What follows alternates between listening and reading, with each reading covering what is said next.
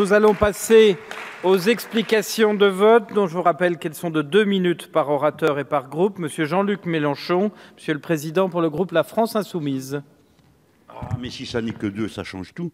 J'étais d'humeur guillerette, me disant qu'il était un privilège rare pour un intellectuel d'assister à une réunion où l'on prétend que la loi va définir la vérité, tranchant ainsi une controverse qui dure quand même depuis au moins 2 ou 3 000 ans sur le sujet de la vérité.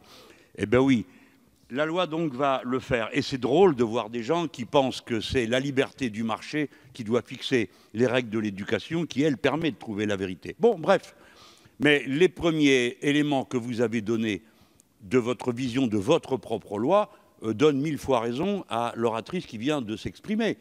Parce que quand le rapporteur pour avis sur le travail européen nous apprend que le principal problème en Europe, c'est ceux qui donnent des nouvelles, à son avis, erronées sur ce que fait la Commission européenne, il y a de quoi avoir froid dans le dos.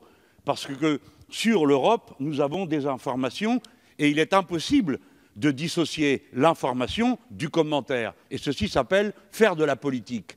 Par conséquent, si vous croyez que vos vraies vérités garanties par la loi vont devenir dorénavant l'opinion dominante, ne me regardez pas de cette manière, vous vous trompez.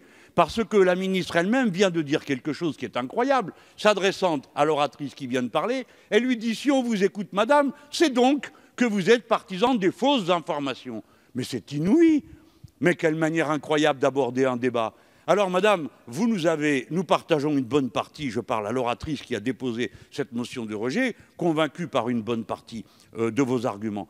Vous dites, vous cherchez la cause. Nous allons tout à l'heure, l'un après l'autre, expliquer les causes que nous voyons à l'origine d'un tel texte. Mais vous vous dites peut-être que c'est le roi de France qui solde les comptes du duc d'Orléans. Bon, alors moi je vais prendre une autre comparaison qui sera plus dans mon monde politique, celle du républicain Machiavel, et qui disait que les nouveaux bénéfices ne font pas oublier les vieilles injures.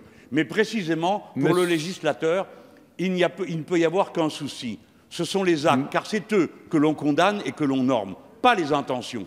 Et si vous prétendez savoir en quoi la vérité diverge de l'erreur par un simple vote, vous vous trompez. Merci, Monsieur le Président, d'avoir tenu presque dans le délai à partie.